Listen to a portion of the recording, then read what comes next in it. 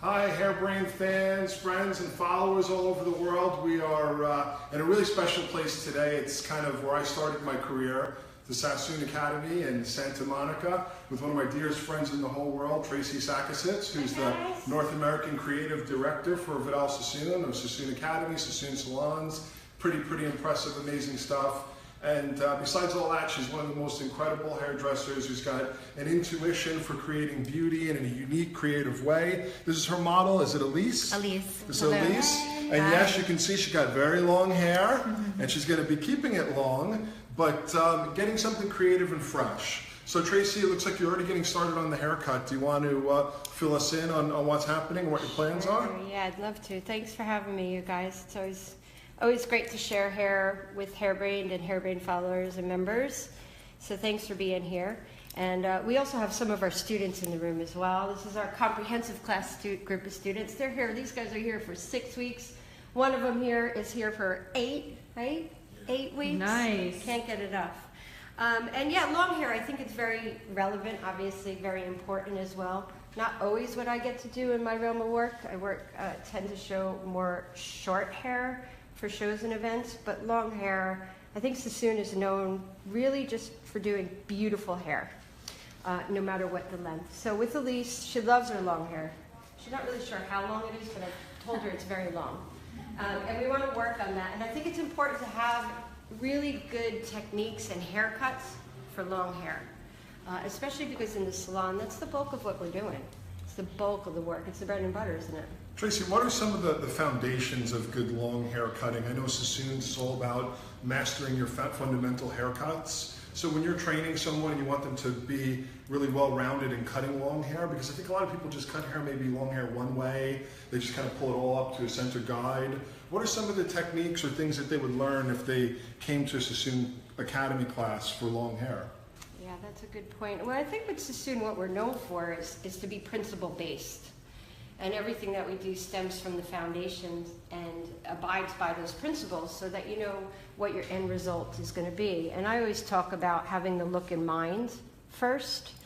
And so with long hair, we teach people a couple of things. The key things for me when I'm teaching is what you want the look to be in sense of outline, what you want the look to be internally as well. And we set some rules and principles to that, some guidelines. I don't think there's really rules with hair, but guidelines, principles, I think is the best word for it. It's like that famous, when I was training at Sassoon's and we used the kind of the Bible, cutting hair the Sassoon way, there was a line from Vidal that said, there are no hard and fast rules, just guidelines to help you, because it's always evolving, always changing. So you're starting off, let's have a look at the sectioning here. It's got this interesting kind of zigzag between the front and the back. Can you? Yeah, it's exactly that. This is actually a color section that was inspired and is inspired by our latest collection. And it's a color section for a two-tone tint where you want the front of the hair lighter and then the back of the hair darker, so the front of the face is highlighted. So this was done by Camilla, and I used the same section adapt. I steal from the colorists a lot, their sectioning patterns. Well, it helps it work hand in hand, yeah. Because at Sassoon you specialize, so people specialize in cutting or coloring.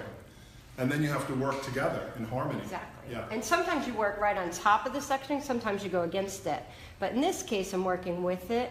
And what I like about the section is because it's a zigzag, the lengths in this case, and in a two-tone tint, it's the colors. They meld and blend. It's not a hard stop between the front and the back. So if you were to just go ear to ear with a straight line, you'd have the front and the back. The slight zigzag gives you that irregular feeling, so the two kind of just come together and meld together. The front shape is going to be a short little shake, and the back shake is going to be a really long layer, and the two are not technically going to connect. So did you say it's a shake around the front? So using kind of that really classic Sassoon technique from the early 70s, that was kind of, a harbinger of things to come in the 70s. Roger and the creative team started working in different ways and still working precisely, but not the traditional geometric haircuts. And things like the shake and the moosh and the Havington, these were incredible shapes that started to loosen up geometry. Yeah, I like to talk about it as a freedom of movement started happening in hair. And that was happening more internally in hair as well. So what technical tips can you give here? Obviously this is going to be her fringe or her bang area, and you're working quite clean, and it looks like you've got a good amount of tension there. So that can be an area that sometimes can scare people. Are there any tips? Yeah, exactly. I think there's a really, I mean, this is a rounded fringe. You can see that curves through. I think the sections running parallel to the hairline is super important. So I actually work a diagonal back section. And when you want a shape to be really rounded, what I like to do is just simply take the hair and cut a square line on it and let it round itself, opposed to trying to cut a curve in the hair. I mean, as you can imagine, when you try to draw it, right? Let's just talk about that one for a little bit more. So you're basically drawing this hair in the bang section. You're cutting a really square line, and then when it drops down, it'll really beautifully curve to the bone structure. Yeah. And as opposed to perhaps trying to cut it against the skin off to start, which of course you can do, but it's more difficult and perhaps doesn't look as modern because it's so heavy. So by elevating it, cutting it, and then cleaning it when it's dry, you get a kind of a more contemporary roundness to it. Would you agree? Yeah, well, there's two things that are involved that I'm thinking about. There's shape and there's technique. So I think easiness is never a matter of choice. I mean, I think this is just a way to get balance that adheres to the natural contours of the face shape and the natural contours of the hairline. As far as me lifting it, that graduates the edge. And I think whenever you cut something rounded, I like when it has a little shift or movement to it. So graduation creates movement. So it's a rounded shape with movement on the edge. It also, graduation bevels, so the edge will fit nice to the face instead of stacked out as if you cut it on the skin. So there's two things involved actually in my thought process with cutting it in this way. So lots of friends tuning in from all over the world. We've got Sandy Turner from New Zealand. Joy Chase watching us from Philadelphia, from Head area. Hi, Joy. We've got Andy Larson from Denmark. We've got people all over the place tuning in, which is fantastic. And guys, as you're watching, we'd love to hear your questions and comments and share your experiences with us. I know lots of you guys, I'm sure we have lots of connections of people who've taken classes at Sassoon, and kind of it's like an extended family for people like me and Tracy that have been in the education world for 25 years or so. We've literally met so many of you guys, and we'd love to connect with you here. So say hello if you're watching. Okay, so you're starting to move along. Yeah, it's about a lot of it, even with long hair. I think people think sometimes there's only fine details in short hair, but I think in long hair you could put that amount of detailing in it as well if you'd like. So what I'm going to do is just take out this little piece of hair and I'm going to leave it, and we'll talk about that later. I'm just going to put it there, comb it into there, and I'm going to start layering this differently. Opposed to graduating it into the fringe, I'm now going to layer the hair. So I'm going to lift it up first on the fringe area, and I'm going to bring it back. I'm going to split it in half. I only have small fingers, so I'm not going to do it. So where is kind of the division point from the fringe or the bangs to the point where you decide it's going to kind of turn into the sides? Are you using the head shape, or can you give any tips on that? Good question, Stry. So in this case, it's temple to temple is the fringe, so hair that falls over skin, and also the ball of the cheek. Okay, so that's where I want it to be a little heavier and a little graduated. The ball of the cheek is a great area of a face shape, especially on Elise. It's really high and tall, very round, so we want to emphasize that. Once we get below that, I want it to be soft and layered out. So I've lifted that, and then this area will come up in a much higher manner, so this will actually be layered. This is going to be a oneer, because I think it's not a lot of hair. It's really, most important with this technique, I'm only taking out the hair that's in front of the ear. So I'll show you the section when I turn. Quick recap, we had a lot of people just joined. Thank you all for joining. Our buddy John Marco joined in. He's probably over in London right now. Tracy started in the fringe here. She cut a square line with elevation, which then dropped down and created a rounded line with the bone structure. Now she's kind of condensing this all up. It's a very thin area, and then layering it out. And this is going to be completely disconnected from the back? Yeah. Excellent. So it's going to create kind of a new type of face frame. And then you'll have that length on the back to work over it. Yeah, so we have that little graduated fringe. It's important not to overlayer the fringe because it'll go soft in there. And again, we want a geometric feel to the fringe. But then below that, I want that all layered out. So that was lifted high. It'll come out more irregular, and that's our little shape on the So it's interesting that you have different elevations just within this area. So this was lower to keep weight, And then here, as the head curved, you transitioned, you used a lot more elevation. And that's already looking like a beautiful Yeah, you can face see frame. it too. You can see the difference in the weight on the edge of the hair. See all this length in the back? That's what's going to overlap and keep this a long haircut, which is amazing. You're going to need a wide angle for that part of it. All right, so let's get the other side in. So if you were to section this off, it would be pretty much like I said, temple to temple is your graduation for those who've just joined us. Yep, this temple is a great to temple, recap. Graduation. So that deliberately wrap around cut the cheek. lower elevation Lower elevation, than yeah. the sides. General rule of thumb, I guess, if you need one, it would be flat off the top of the head would probably be my highest elevation if you want to keep the weight on the curve of the head. Yeah. Okay. All right. And Now then, you're changing elevations and changing techniques. Yep. Changing from graduation to layering. yeah. So I split this up because I just wanted to work it in two. And what I do is just take the fringe back, take the little edge off of it first. This in turn will take from here and just force it back down, so it really fits, you know, the frontal bone or the round of the head really nicely. So it just takes it, doesn't take away your edge, and it just fits it back down. Thanks for watching. We've got Sasha watching. We've got lots of our friends from all over the world watching. If you are in a place where you're not getting a good connection, that might be what's happening. We've definitely got a good broadcast strength here, but if it's starting and stopping for you guys, here's the good news. You can come back in an hour and we'll have this uploaded in HD and you can watch the whole thing in HD. You just won't be able to ask live questions. But some people have a great connection, some people don't. Probably has to do with where you're located right now. Hey Tracy, how did you know how to take that initial disconnection? Is it just feeling or where the hair is going to lay when it's finished? This section? Uh-huh. It's where you want the hair to fall and how much of it, how much weight you want to fall around the face. So it's working completely with the bone structure as well. So always from the rounds of the head. So right where the comb teeters on the round of the head. And then the thing that's important about this with this sectioning pattern is you cut back into the front of the ear. So what's being face framed is literally only the hair in the front of the ear. Where most people go wrong with a face frame, and this is just from my experience, and I've done it myself as well, is you section along the mastoid and you take this layering back to behind the ear. Then you get this kind of hole or opening. It's what they call a one-way ticket to Mulletsville.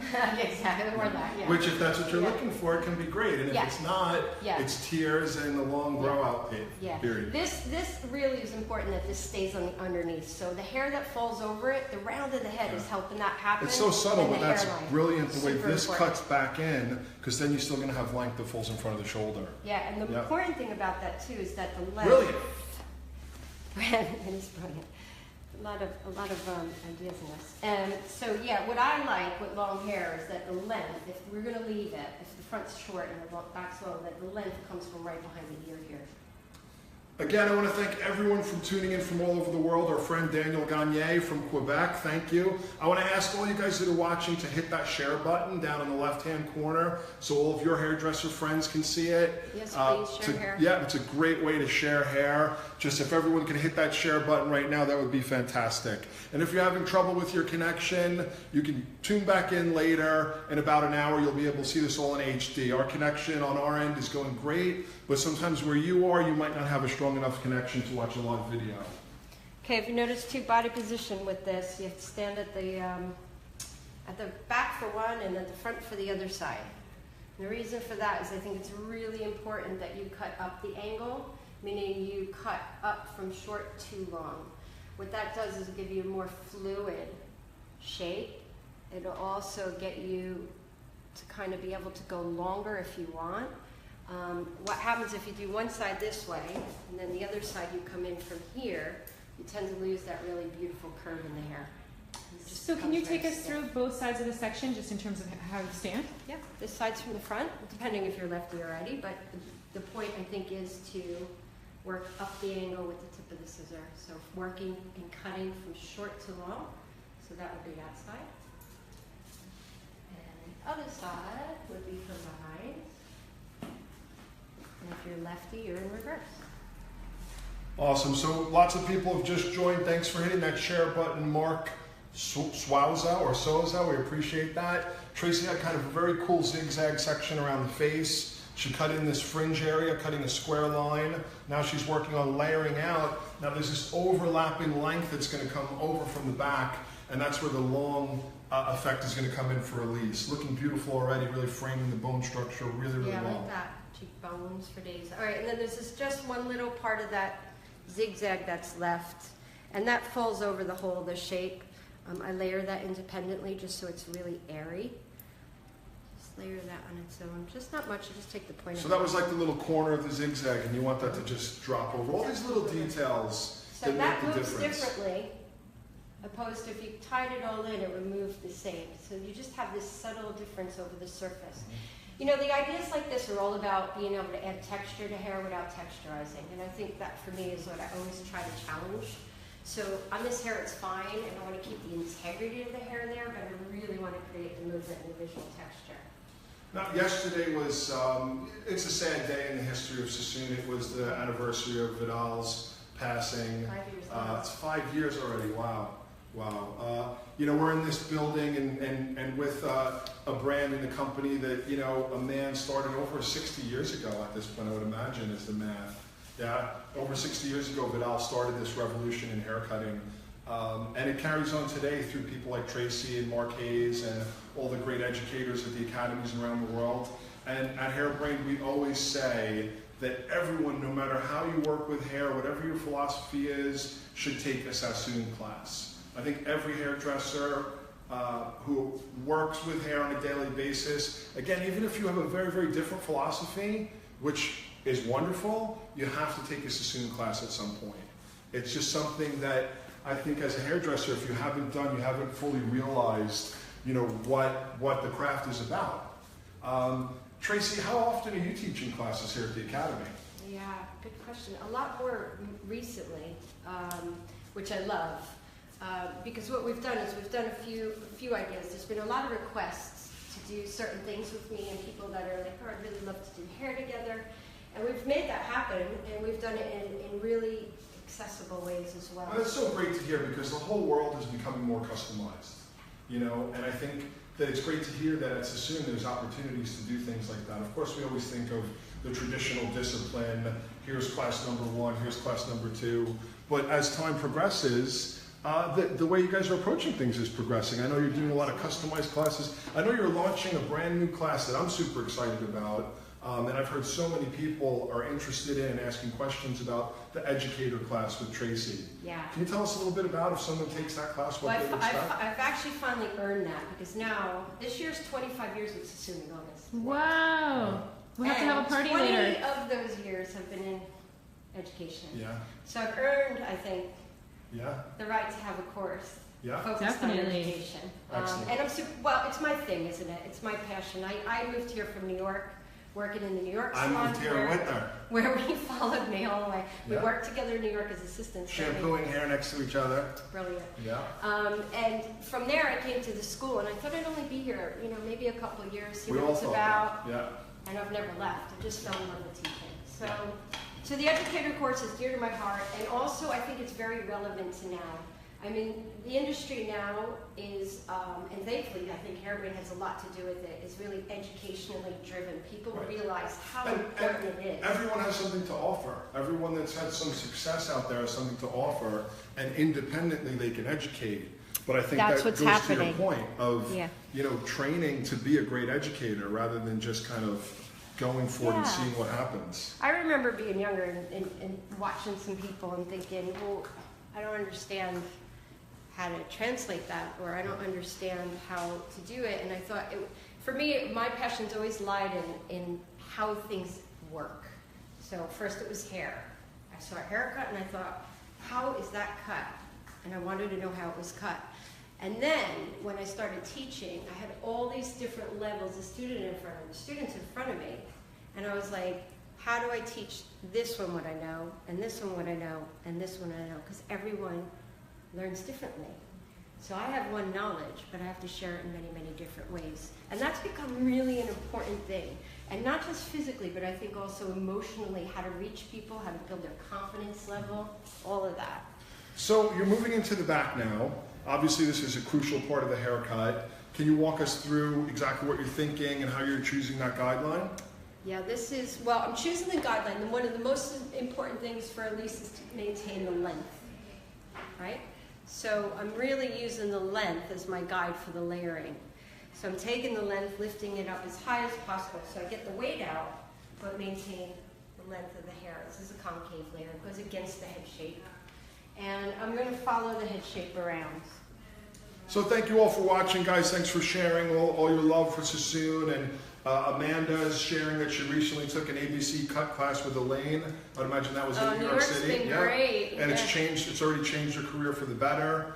Robert Morales, Sassoon haircutting disciplines have been extremely influential in my career. I think, and that's really the point here. If you take this as a career and as a craft, and you want to do it for a very, very long time, you want to learn all the different disciplines. And without a doubt, one of the most important disciplines in cut and color is the Sassoon approach. You mentioned a little, well, let's get into the technique here, and then we'll get back to this conversation. I'm excited to talk, but let's break down what's happening. Yeah, we can. Thank goodness I have long hair. Okay, so working with the length in mind, and layering the hair against the head shape. So I'm lifting up and away as far as I can. We need a little stool for you to stand on. Next time. Yeah. Next time I'll make the stool. And what that's going to do is maintain all the length, and it's going to take all the weight out of the hair. I'm only working to the previous, those of you that would ask that question, how much over direction. Just enough to gain some length where the hairline starts going up. Well, and it's also at such an extreme angle, you can follow the head a little bit without losing the length. Without losing your length. Exactly. Yeah, if you were rounding it through more, you might have to over-direct more because you might chew away at the corner. Exactly. And if you did over-direct it all, it might actually be too heavy. If you put that angle in and pulled everything back, you might not have the fluidity in the layering. Yeah, and these are all the important things that come from foundational hair cutting.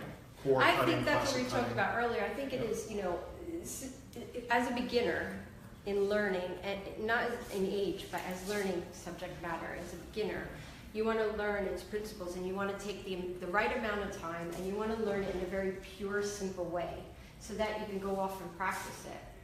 And then it becomes much, much more from there. So, to go back to the question about what else am I doing, I'm also teaching 2-day courses and 3-day courses, because the people that I've been working with and growing up with, they're now as experienced as I, and they are busy, and they want to just take some time to re-engage and recharge. So I think that's important to reach everyone. Yeah, so there's some of the great new things in the Sassoon Academy world, more customized classes like Educator, and one-to-one classes where people can work just with you for a full day or 2 days, or with Lucas or someone else at that kind of master level. And now you've got, what you said, 2- and 3-day classes. This is all new, exciting stuff. Yeah. We have next weekend, I think, the 21st, we have a master class, so that's the collection launch. So that's a whole other level of things. So that's a great inspirational evening. It's a 3-hour look and learn here at the Academy with the whole Academy team, which I love to work with when we get to really work together on an event.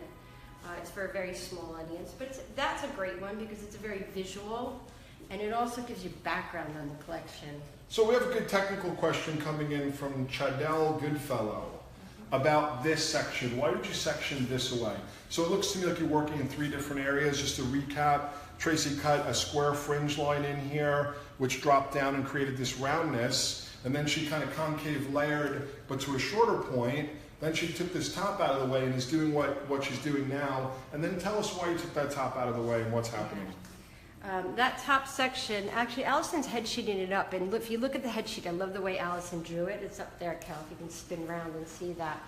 The section is what I was calling a digital heart, because it's really angular, and it's at the top of the head. The 3 panels just create the separation in the hair from the front to the underneath and the back, and then where it spills over the whole surface.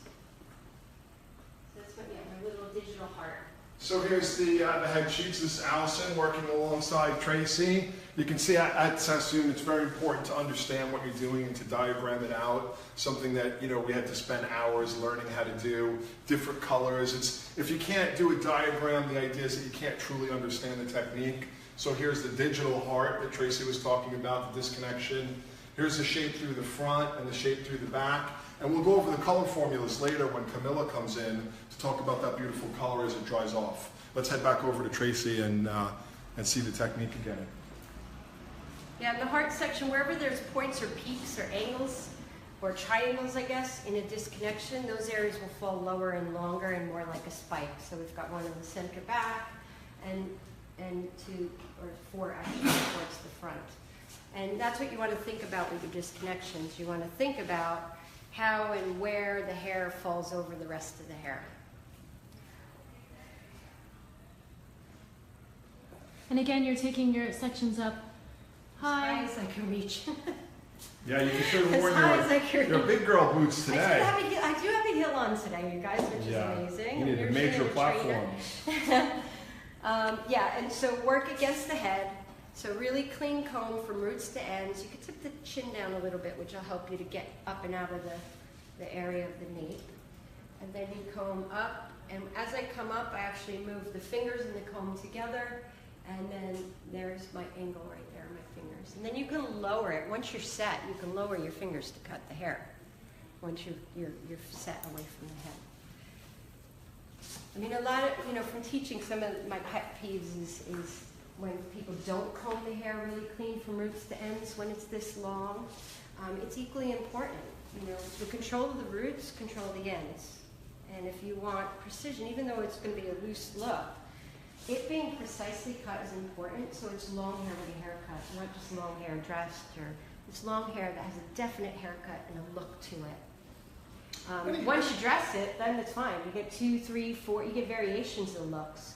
But just wet to dry, it's its own look. And it's really great like that. Any body position tips now? I notice that you've kind of repositioned yourself to layer this side. Do you have a certain, philosophy on body position or what's most effective here? Or are you just doing like what's comfortable? How does that work for you? Body position is super important, not just for balance, but for our own selves. So how we work with hair with the tools and how we work around the head and body with the tools that we use. Super important, like I said. So, I mean, at the end of the day, we're going to be exhausted in the salon from a busy day, from all the clients and all the chattiness and the thoughtfulness that we put into hair. But hopefully you don't want your body to be exhausted, so you can carry on to do whatever it is you want to do in the evenings. So I think body position is important. So natural, good body position, not hunched over and bent over. And I see people cutting upside down sometimes, and I think by the end of the day, they're going to be exhausted. Hand position to work, I think, so it's very specific to answer your question, Jar. And in this case here, again, I'm going to reference working up the angle, so cutting short to long. So I'm stood in front of this. So with concave, generally you try to work from the shortest point. Do you feel like you have I that? do. Yeah. I do. I think it's the fluidity more than anything else. Well, it's hard else. to kind of cut as well from long to short. And imagine my size, I can't even get that angle in, but I can go out on the angle. And I think you can get more of a curve as well. When you come in this way from above, it's very angular. So if we want it looser, I want to take the weight out and leave the length, so we have the curve in the hair.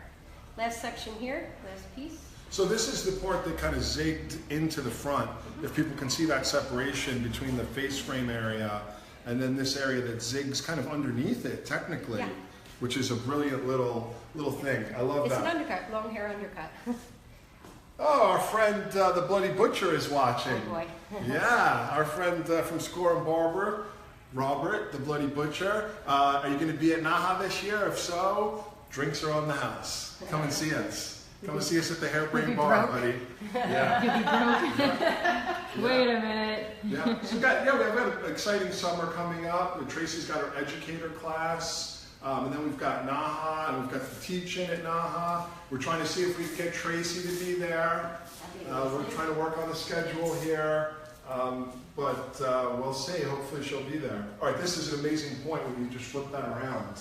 You can see, and you can start to see a little bit of the difference in the color too. Yeah. Yeah. And you said that sectioning, for those of you just joining us, there was a zigzag around the front here, was inspired by the color placement because there was two slightly different tones applied, and you can see it working now. Two tones hint is the section pattern. It's an M. I just made it, like I said, into a heart, so it comes all the way around to the whole story of the haircut. Awesome. Okay, so I've got my little heart section at the top, and I'm going to work with that. You know, what I really love here is I know this is already looking very creative and unique. It was actually quite simple. I think sometimes people get overwhelmed and they see like great hair cutting like Sassoon and they think, oh, you know, that's just too much for me, or I couldn't do it in the salon. But what you guys do so well is you just break things down into little components, and then within those components do something really well. And you know, I don't know if it's just me, but I usually find that there's like usually 3 components. Like if it starts to get 6, 7, 8, 10 components, it gets a little wild, but this is perfect. There was one in the front, one in the back, one on the top, and then there'll be a stage of kind of refining it, maybe after dry. Yep. So it is completely salon friendly if you just kind of really understand the basics of it. It seems like the sectioning here is the key to success. Sectioning is the key to success, I think, Kelly, for sure. It's like a roadmap, and that's why the diagrams are so important, and that's why, you know, when you train with Sassoon, you really focus on doing those blueprints or head sheets, as we used to call them, and then being able to understand it and apply it. It's like a map that you need to follow. I mean, I think, you know, it's a formula. That's how I explain it when I teach. Just like, I was always jealous of the tinters. They had a formula. They knew what they were going to get from it. Yeah, well, we started making formulas, didn't we? When we were back in the day in the 90s, when we were talking about all these little round and square and circular and trying to take all the knowledge and put it into a formula. Yeah. So we've got a group here that's at Sassoon now for 6 weeks, doing what's called the comprehensive cutting class, which used to be my favorite class to teach. Are you guys doing a lot of head sheets? Yeah. Every day? Does it make a difference? Yeah. Help you really understand what you're doing. This is process their first week. So first their week. Third day, Okay. right? Third day, you guys. So you're doing a lot. So well, this one came in to sign up on Thursday, and he was with me all day Thursday, all day Friday. And he's still here. Left, and he's still And here. he's still, way to go. Absolutely. Yeah, the experience, I mean, I think as we mentioned earlier, education has changed a lot, and there's lots of fun one-off independent things that I even do, like just little one-off things. But there's really something to be said about coming to an institution like this, an academy that's 4 stories, filled with educators, filled with students, you know. And I think there's places for all of it. The independent education is incredible, but this kind of institutionalized education is so powerful, and there's so much history to it. This space is built for what we do specifically, and the energy inside it you can't recreate anywhere else. Anywhere in the world. Anywhere, All no right. matter what the group is. Technical question coming in from Sagita. I'm not going to try to pronounce her last name. No, please. How did you choose the guideline for the top? You've had 3 completely actually maybe 4 separate guidelines in the center, over here. How are you choosing these? It's something that I think sometimes people really want to try to understand. Good question. Thank you for the question. A visual guide. So in this case, when I lift it up, I'm kind of imagining where it will go. That's also something head sheets teach you to do, is visualize where it's going to it fall out from the through. head and where it goes later. Because a lot of times we don't do that. We didn't always learn that way. I could never understand building a corner when I was learning like ladies' basic layer and things like that, until I spent a lot of time drawing it out and understanding where the corner should be. So what I looked at was where this length falls in the underneath, where the length is here, and then where I want this placed in between the two. So basically that's what I was checking. So it'll look like it drops off from there, and it'll blend in between the short and the long. So it's visual. I think sometimes it's absolutely visual, but you have to have the vision first. That's why right now I'm so into teaching people what the look is first, and get them to really, and exercises in visualizing hair before they start cutting. Well, that's super interesting, because I think, you know, unfortunately what can happen to a lot of us behind the chair is we get into a rut of what works. We have 4 or 5 different techniques that we know people don't complain about. We keep it simple. So you're saying that by building your power of visualization, you can kind of get beyond that and maybe start to create customized techniques, rather than just haircut number 1, long layers, haircut number 2, bob with layers. So what are some of the things you'd recommend to someone who's trying to train their eye to be able to visualize? Best advice I have, and I'm only realizing a lot of this as well now because of teaching so long. When you teach, you learn yourself, but you also learn what others need. So I never think of something as a haircut. Even in our ABCs, we have a matrix, and in there's 12 people say haircuts. But for me, I reference them as exercises. And each one of them teaches you how to do a certain thing to hair. So it teaches you how to create geometry in hair, which is a bob. So how to cut something all to one length, put all the weight in one area, and make it look really geometric, which hair isn't. And then bob with layers are in our manuals A, B, C, A, yeah. A, B. So instead of all that, I just think of an exercise, and you build up visual and physical in your hands muscle memory. So you do it to the hair, you see what it does, you remember it, and then part of that's going to be used later on something else. Here's a great question, Tracy, coming in from Jennifer Anderson Castillo. What courses do you recommend for a seasoned cutter who's been to the academy already 2 times? Yeah, it's great. It depends on the work. At that point, it depends really on the work that you want to do. You know what we've done this year? We've broke up our ABC to a level 1, or I don't even like to use the word level, but ABC 1 and ABC 2. And what that simply means is the ABC 1 is a prerequisite. So if someone has not been to us before, that's what we say they should start on. So we know exactly the audience is on a similar level and of experience with sassoon technique, and we build a common language.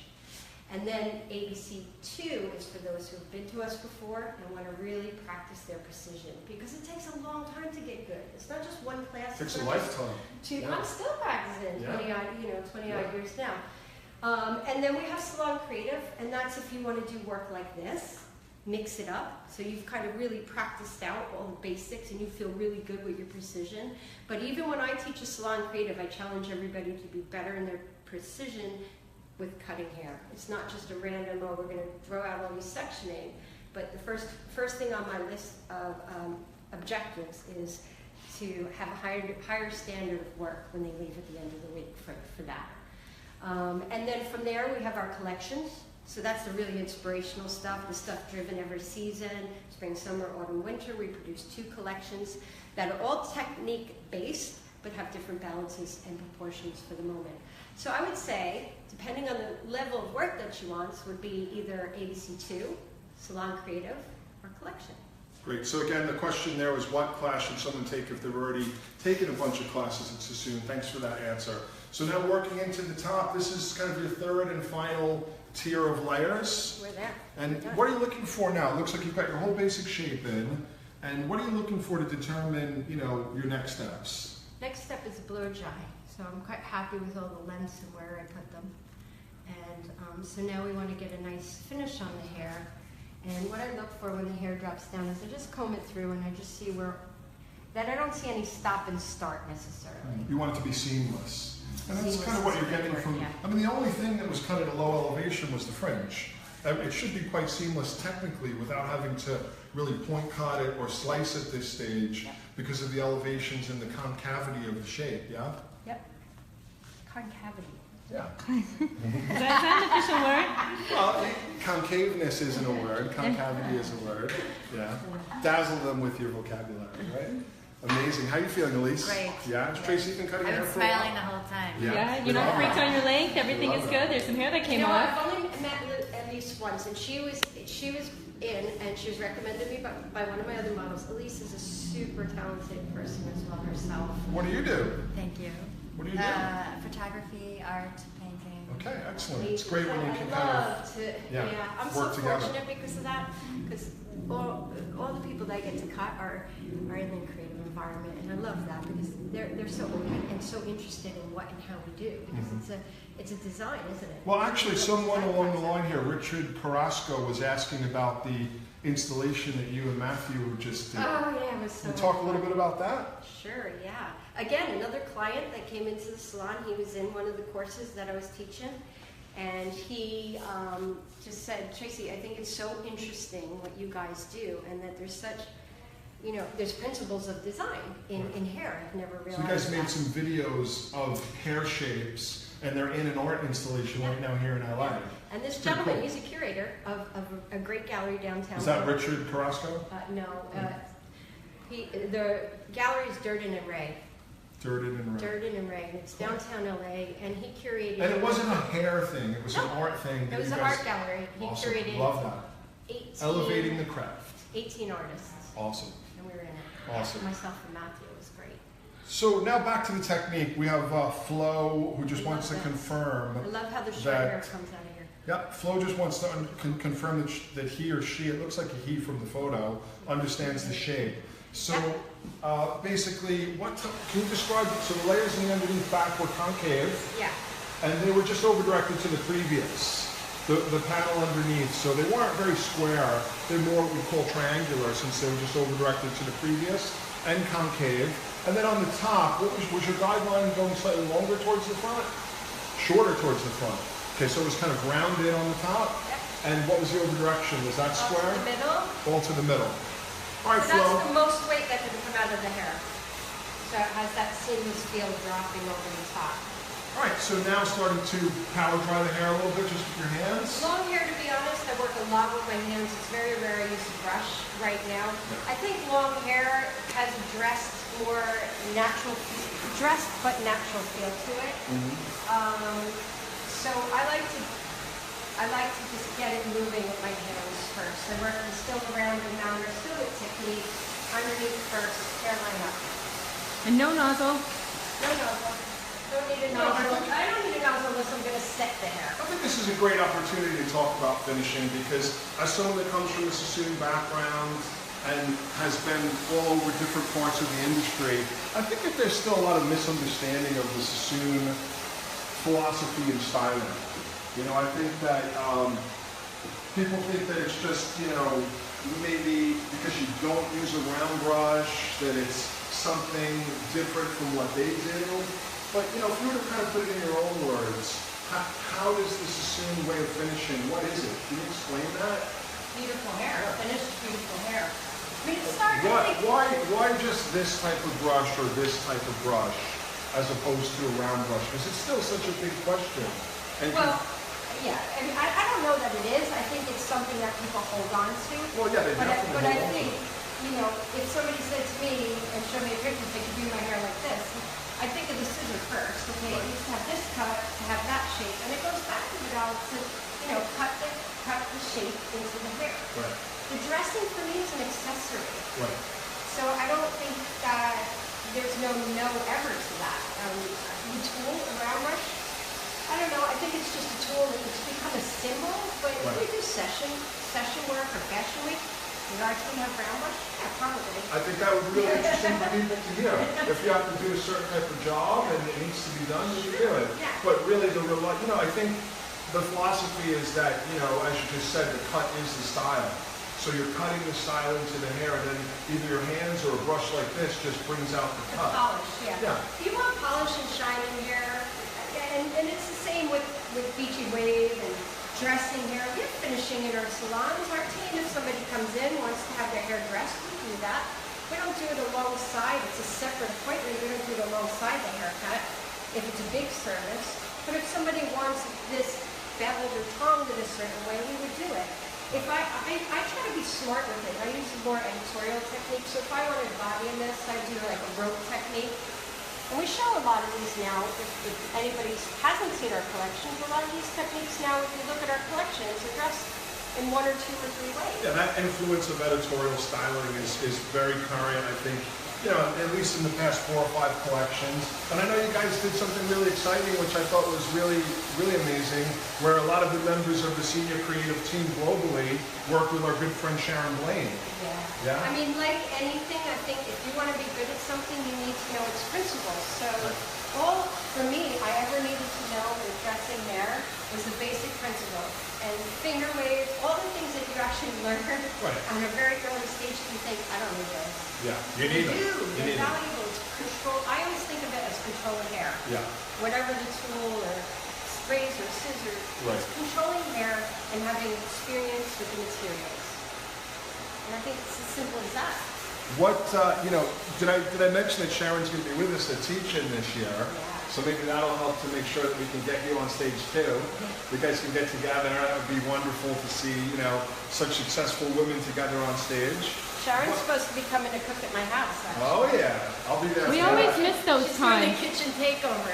We Awesome. always miss those times, Sharon. Well, we'll try to make sure that we're back. All right, we have Camilla. Can you talk about color Hi now? Camilla, come on in here.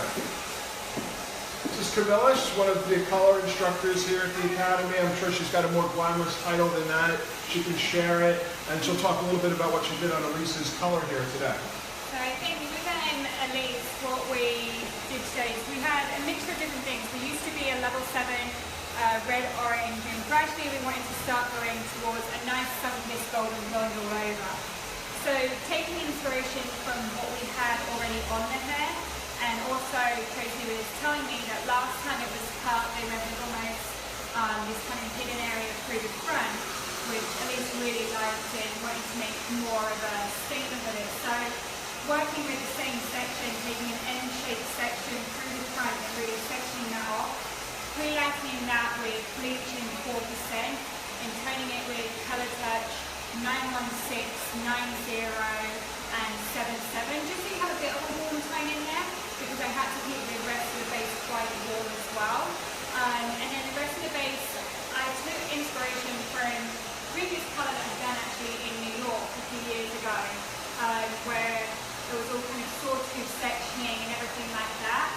So through the underneath it was quite a bit darker. So taking an irregular zigzag section from behind the back of the ear and working it all around kind of the occipital bone area, working with a 9-7, a 9-4-3 and a 7-4-3, so a 9 brunette, a 9 red orange, and a 7 red orange with 20 volume, and then the base through the rest of it giving a slightly lighter, a 9 brunette, and just a dash of your 9 orange tone, and maybe your 9 natural gold through there.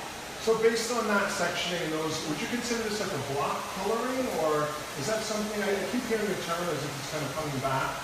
Technically, it is a type of block colouring. Right, Yes, where you've got panels of overlapping color. I mean, I normally would say that this, for me, I normally describe it as graduating the colour.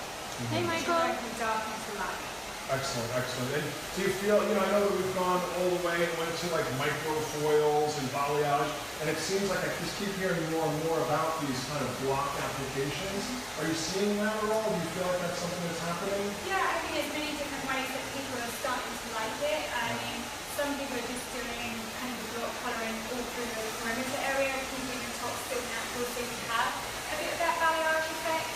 With me, I was kind of going back through some of our heritage, and I just kind of got inspired more for the length of what was previously there this time. But it's one of those ones that it is starting to evolve and change slightly more, and people are open to letting us kind of change how we do the application. So for people that specialize, like you do here at Sassoon, where Traci specializes in haircutting and you specialize in color, are there any tips that you can give on how they can communicate well?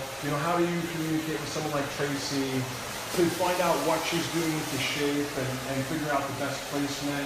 Or does it sometimes go the other way? I mean, I think it goes both ways, very much so. And I think that what you actually have to do as well is have a little bit of cross-training in both. You need to know and understand exactly what it is that the other counterpart is talking about, as well as listening. Yeah. That's the key thing, actually listening. And then put the client in there as well, because, if it's not a house model, then you actually have 3 people in the consultation. Exactly. Yeah. And, the most important thing is obviously the client making sure they're happy that they get what they want. When it comes more to creative color or creative cutting and we're working together, I normally say whoever's got the strongest idea should kind of start first, especially if the other person can't visualize what the other one's Right, saying. that helps with the visualization. Yeah. Thank you so much, Camilla. You're We welcome. appreciate your Thank you, time. everyone. We'll be sure to get a shot of the formulas at the end, and we'll go back over the head sheet. So I noticed you picked up a brush at this stage. What did the hair tell you that made you want to kind of now start to use the brush? Good question, actually. Michael's watching from San Francisco. Hey, Michael. Working with the fringe, I just wanted to get the ends. What I was looking at, see how the ends of the hair get a little thatched? And that's because the roots haven't had any tension on it. To get hair to look really good, whatever the tool again, it's tension and it's control of the roots. So, and then it's heating the hair and letting it cool. Very simple things, which, Sharon re-enlightened me about. And those are the 3 things to control hair, right? Go over those 3 Heat, things one tension, more time. Heat, tension, and cool. and letting it cool. Simple. Yeah. So simple. And so when Well, you that's use what manipulates the fabric of hair. Heat softens it, tension changes it, and then the cool locks it in. tension sets it, Yeah. yep. And so whether you're using a brush, flat back brush that we use, a round brush, even an iron, the tension is equal. All those 2 things are equally important. Yep. So you create the tension with this brush and that kind of wrist movement. Yeah, it's called So- leafing or yeah. beveling, right? And I still section. So that's where a lot of people go wrong. So there's a section, the brush goes in parallel to the section. That lock right there, that leafing, that's what That gives creates you the the tension. tension. Now here's the heat, And then you roll letting out. it cool. And then what most people do then is that, and then it comes Flicks back it out, out. sure, because it's still warm. You're manipulating it. Yep. And I like it loose. I mean, it's great. It's looking great. You just want the hair to be loose and movable. I mean, I love it. I love it this long. And she, you know what? She does amazing videos with hair in motion.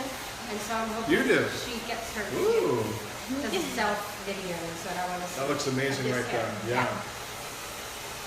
Is that you on the stop sign? No, a friend of mine. Yeah. Great. So, getting close to the finish of the blow dry, do you think there'll need to be much refining or dry cutting at this stage? I could stop here really. The only thing maybe I want to do is, and this time her hair wasn't cut too long though. So this time I'm not going to cut the ends. No baseline or If you want outline. the ends loose, don't cut the ends. And if you do want them loose, you cut them in the air. So I think I've got that kind of done. Feels good, feels healthy, get right through it with my fingers.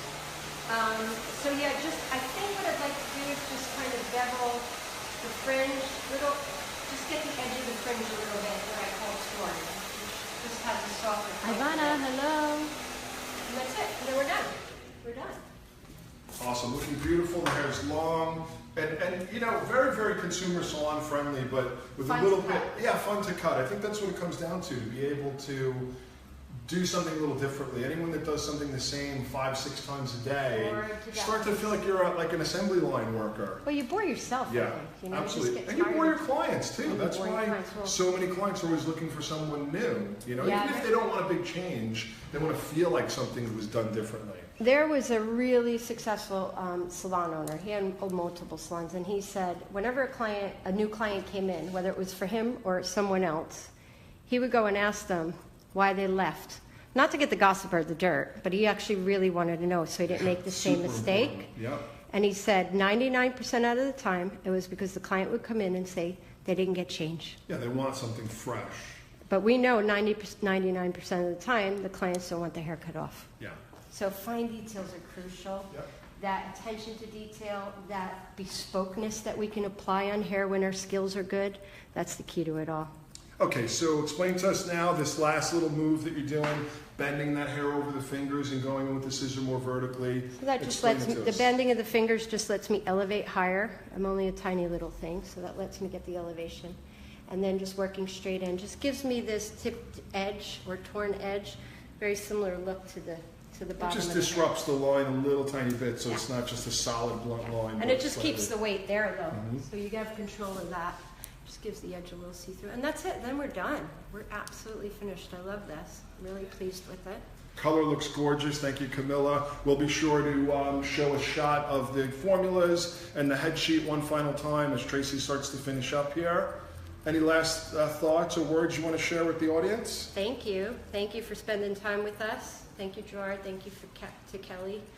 Always keep in touch, you guys. Hairbrained.me, Instagram. You can find Hairbrained. You can find Sassoon Academy Official. And you can Traci find Sack myself. Hair. Yeah. Traci Sack_hair. Yep. And keep in touch. Thank you.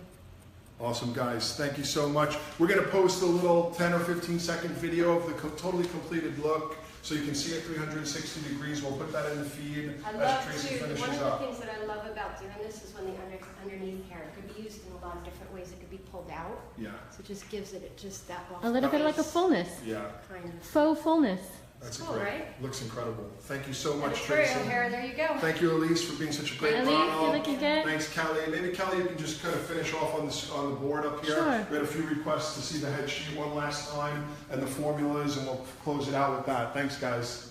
You want to give us a little recap Yeah, you here? can see Tracy kind of pre-sectioned off and used Camilla's inspiration here. There was like a zigzag and a digital heart. And then you can see the different angles of layering that she accomplished here. The concavity of this Can you layer explain in this here. bottom one down here? This bottom one is the sectioning that she actually took. Very simple, kind of vertical sections. And here, this means that the hair was over-directed to the previous. This means it was all directed to one point. There's a language here that you learn when you take a class at Sassoon on head sheeting. Really super important. Helps you to clearly achieve things like this. If you can understand this head sheet, you can do this beautiful hair here. All right, final words. Thank you very much. Looking amazing, and we're going to get a little capture of the finish here on Elise. We want to get her clothes on too, so you can see her vibe. Amazing. Thanks, guys. Peace.